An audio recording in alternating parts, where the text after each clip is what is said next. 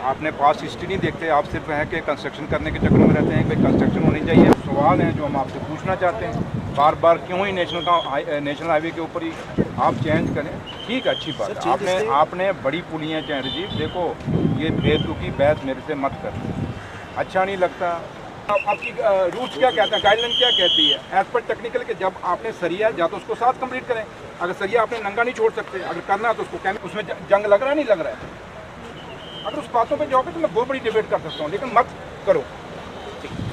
एक ट्यूब पे नहीं रहेगी पब्लिक, दोनों चलेंगे। हाँ, दोनों चलने चाहिए। हाल ही में आई बाढ़ के चलते सांबा जिले के विजयपुर में अखिल भारतीय आयुर्विज्ञान संस्थान एम्स के पास जम्मू पठानकोट राष्ट्रीय राजमार्ग पर बने देवक पुल का एक पिलर बैठ जाने से पुल को भारी नुकसान पहुंचा है।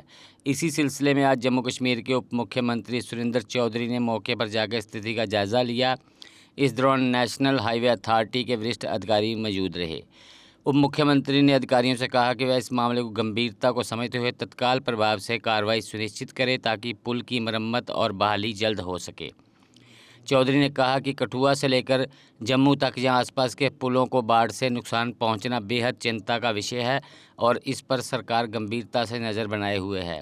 इसके अलावा उन्होंने बाढ़ प्रभावितों को मदद के लिए राज्य सरकार की ओर से मुख्यमंत्री राहत कोष के तहत कई जिलों के उपायुक्तों को 10-10 करोड़ रुपये पहले ही जारी किए जा चुके हैं ताकि प्रभावित परिवारों को त्वरित राहत मिल सके। मैं इंचार्ज पीडब्ल्यूडी मिनिस्टर भी हूं और मेरी जिम्मेवारी बनती है, और आज कल जैसे मैं दूसरे तवी का चौथा ब्रिज था वहां भी मैंने, क्योंकि मेरे डिपार्टमेंट ने बनाया, मैं उस पर इंक्वायरी इनिशिएट कराऊंगा।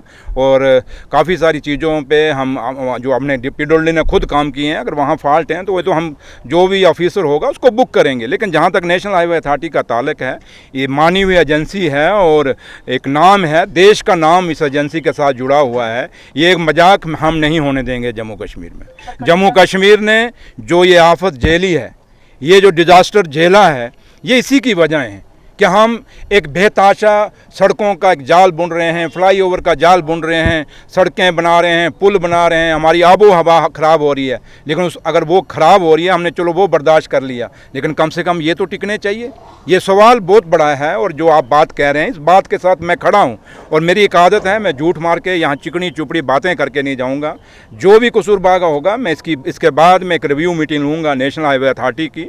मैं इनके ऑफिसर्स को बुलाऊँगा, मैं अपने ऑफिसर्स को बुलाऊँगा, और जिन लोगों ने ये डिज़ाइन किए हैं, ये ब्रिजेज़, ये स्ट्रक्चर्स डिज़ाइन किए हैं, मैं उन लोगों को भी मीटिंग में बुलाऊंगा। इस पे ऐसे ही नहीं छोड़ा जाएगा, हम आएंगे और विज़िट करेंगे और आप मेरी इंटरव्यू लेंगे और बात यहीं ख़त्म हो गई ना। ये सवाल अब शुरू हुआ है।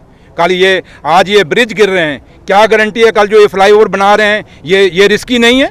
पूरे के पूरे रोड के ऊपर, हमारे छतों के, हमारे सिर के ऊपर से लोगों के इनके ये फ्लाईओवर जाएंगे।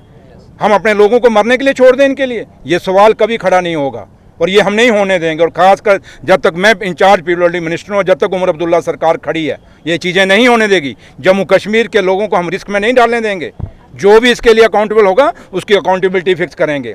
और आज भी जम्मू कश्मीर को एक बहुत बड़े पैकेज की ज़रूरत है, जो हज़ारों करोड़ रुपए की पैकेज है। ये चंद पैसों से नहीं होगा, क्योंकि आज हमारे लोगों के रहने के लिए घर नहीं, पीने के लिए पानी नहीं, पहनने के लिए कपड़े नहीं, खाने को दवाई नहीं। आज बच्चों की जिनकी शादियाँ थी, उनकी शादियाँ बर्बाद हो गई। किसी बच्चे के लिए अगर कोई पैसा जोड़ा था, वो पैसा उनका बह गया। अगर कोई सामान बनाया था, कोई सोना थोड़ा बहुत जोड़ा था, वो बह गया। बहुत बड़ा नुकसान हुआ और इसके लिए एक बहुत बड़े पैकेज की ज़रूरत है जो हिंदुस्तान की सरकार को देना पड़ेगा। और लेकिन उमर साहब ने हर डिप्टी कमिश्नर को 10 करोड़ रुपया दिया है ताकि जो जल्दी में जो लोगों को कोई मुआवजे के जो उनके रहन सहन के लिए कोई बंदोबस्त हो जाए, जो मलबे उनके घरों से निकाले जाएं, उसके लिए 10 करोड़ हर डीसी को दिया गया है। और उम्मीद करेंगे कि डिप्टी कमिश्नर उस पैसे को सही यूटिलाइज करेंगे। अगर आप अपने सपनों का आशियाना बना रहे हैं तो एराकॉट कंस्ट्रक्शंस है आपकी पहली पसंद, क्योंकि यहाँ सिर्फ टाइल्स, सैनिटरी और हार्डवेयर प्रोडक्ट्स की विशाल रेंज नहीं मिलती, बल्कि साथ में मिलते हैं ढेरों फ्री गिफ्ट्स, और वो भी हर शॉपिंग पर। एराकॉट कंस्ट्रक्शंस में ट्रेंडिंग और लेटेस्ट डिजाइनों की बड़ी रेंज है। एराकॉट कंस्ट्रक्शंस फिर ला रहा है अपने कस्टमर्स के लिए साल का सबसे बड़ा मौका। शॉपिंग करो और बन जाओ लकी विनर, क्योंकि इस बार इनाम सिर्फ ऑफर नहीं, एक जश्न है। और यही नहीं, इस बार आपको बिल्कुल नई Alto car, scooties, 10 smart mobile phone सहित अन्य शानदार इनाम जीतने का मौका भी मिल रहा है। तो देर किस बात की, आज ही आए एराकॉट कंस्ट्रक्शंस, जहां घर का सपना भी पूरा होता है और शॉपिंग बनती है फायदेमंद।